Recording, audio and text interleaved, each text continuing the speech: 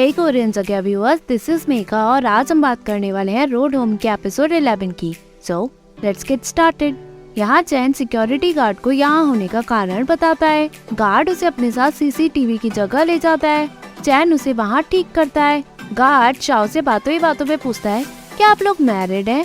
Shao कहती है, नहीं, हम आलमस हैं। हम जब स्कूल में थे यहीं आया करते थे, सो इसलिए आज हम यहाँ आए। चैन सीसीटीवी सही करके शाओ के साथ बाहर निकलता है। शाओ स्कूल गेट पे खड़े होकर कहती है, यहाँ तो कुछ भी नहीं बदला। चैन उसे देखकर हंसता है और कहता है, तुम भी नहीं बदली। शाओ पूछती है, क्या कहा तुमने? चैन मना करता है, मैंने कुछ नहीं कहा। शाओ पूछती है, हम जाने कहाँ वाले हैं? गराज चल रहे हैं क्या? चैन कहता है, मैं तुम्हें शान के घर छोड़ दूंगा, गराज में कहीं फादर ना हो। शाओ पूछती है, क्या तुम्हारे डैड अभी भी तुम्हें हर्ट करते हैं? चैन कहता है, अब उनकी हिम्मत नहीं है। अगली बार जब भी तुम आओगी मैं ध्यान रखूंगा कि मेरी फैमिली से तुम्हारा आमना सामना ना हो। वो शाओ को शान के घर छोड़ता है। शान बाहर आकर कहती है, तुम आने नहीं वाली थी। शाओ और चैन एक दूसरे को बाय कहते हैं। बाद में शाओ चैन को मैसेज करके पूछती है, तुम घर पहुँचे क्या? चैन कहता है, सामने देखो। चैन कार पे चढ़ा हुआ होता है। चैन शाओ को कॉल पे पूछता है, तुम शीनिंग चलोगी क्या? शाओ कहती है, मतलब? चैन कहता है, मुझे 9 की आईडी में हेल्प करनी है। शाओ कहती है, तुम उनसे मंगवा लो ना।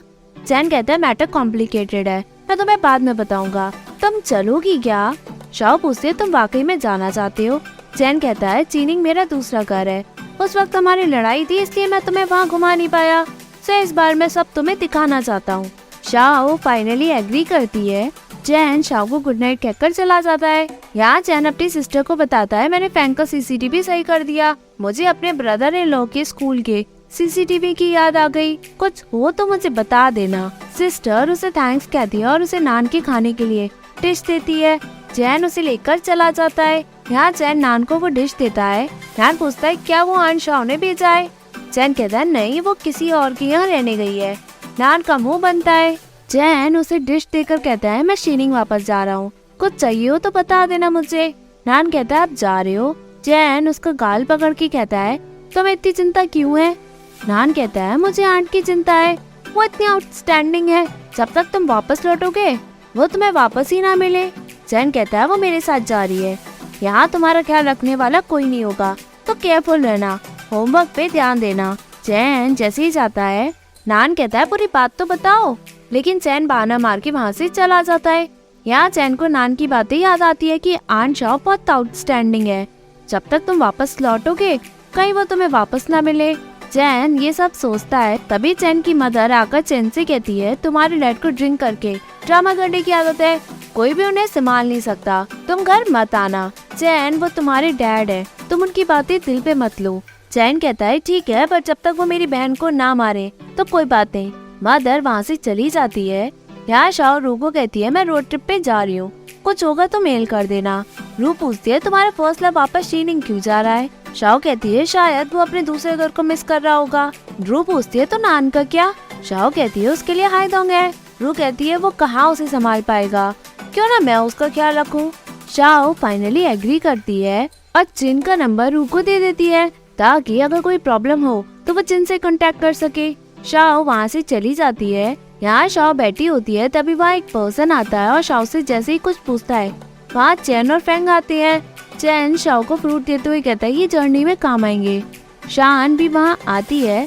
चैन कहता है, ये सूटकेस को संभालना मुश्किल होगा, इसकी जगह बैग ले जाना बेटर होगा। शान कहती है, मेरे पास है, चलो मैं करवाती हूँ। सभी अंदर चले जाते हैं। बैग चेंज हो जाने के बाद शान शाओ से कहती है, चैन ने सोचा नहीं होगा, अभी तुम लोग एक साथ हुए हो और अब तुम एक साथ ट्रिप पे जा रहे हो, अगर तुम प्रेग्नेंट हो गई तो प्रॉब्लम और बढ़ जाएगी। फैंग यहाँ चैन की सेकेंड हैंड कार की डिटेल्स पूछता है।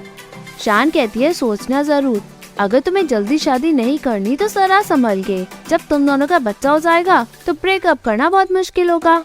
तभी चैन कार में बैठता है, दोनों वहाँ से निकलते हैं। फैंग शान से कहता है, तुम्हें वो कहना जरूरी था, तुमने वो कहा जो तुम्हें नहीं कहना चाहिए था। शान कहती है, मुझे डर था कि कहीं शाओ कंफ्यूज ना हो।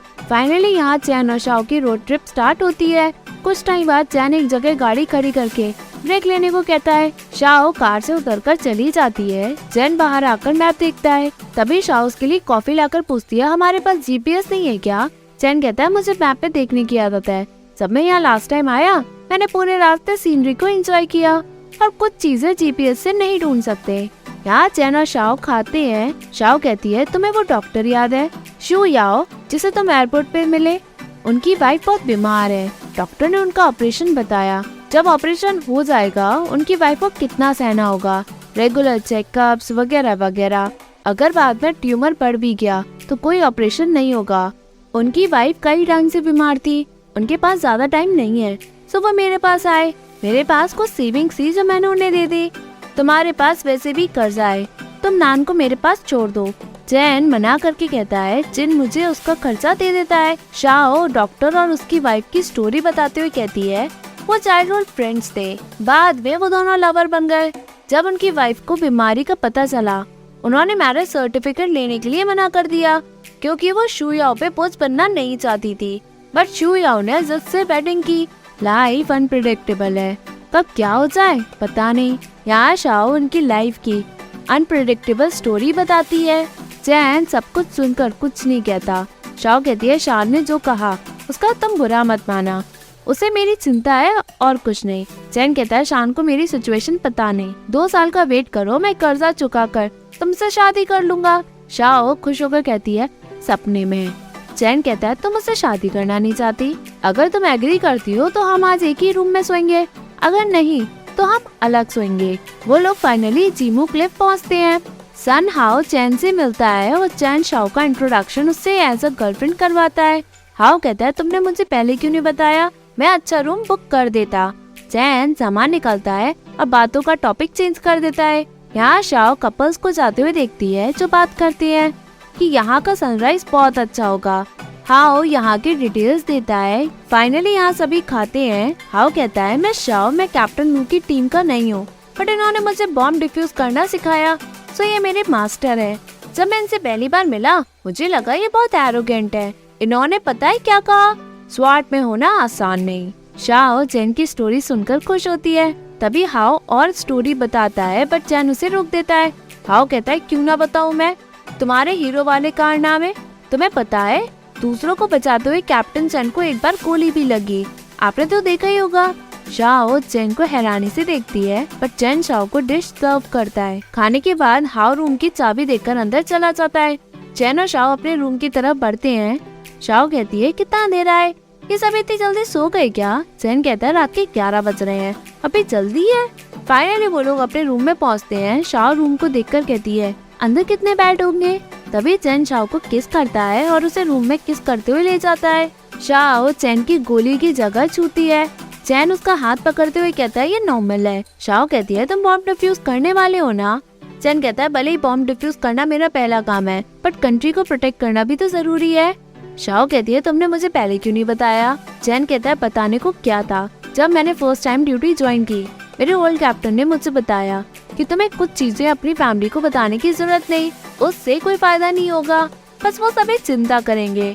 इतने सालों में कोई ना कोई इंजर हुआ ही है। शाओ रोते हुए उसकी गोली का निशान पकड़कर कहती है तुमने जाने की जिद की, मेरी एक ना सुनी और अब देखो तुमने कितना सहा। चैन उसके आंसू पोंछता है। तभी बाहर से कपल्स के लड़ने की आवाज आती है। दोनों अंदर सुनकर हंसते हैं।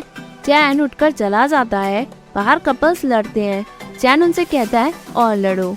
यहाँ चैन हाओ के पास पहुँचता है। हाओ कहता है तुम्हारी गर्लफ्रेंड से लड़ाई हुई है क्या?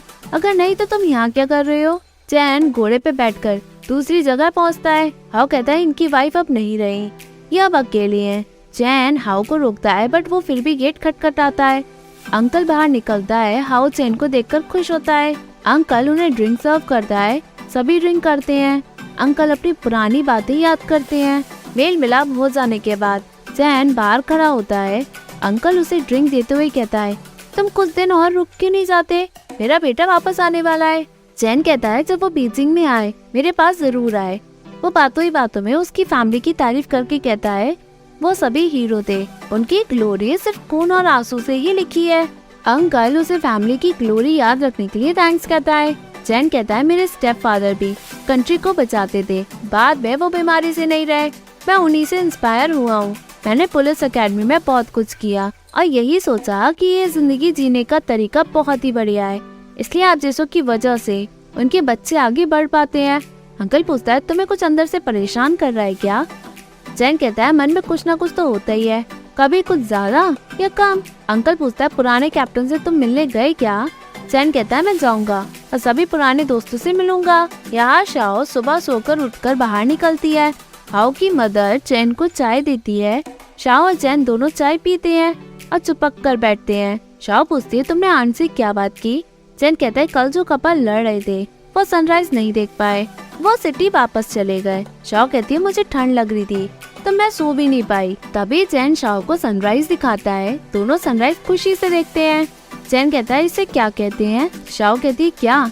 जैन कहता है चैन शाओ। फ्लैशबैक में शाओ कहती है तुम्हें नहीं लगता हमारी किस्मत एक साथ है? जैन कहता है वो कैसे? शाओ कहती है तुम्हारा नाम जैन और मेरा नाम शाओ, मतलब सनराइज, परफेक्ट है ना? जैन खुश होता है। दोनों का यहाँ स्वीट मोमेंट होता है।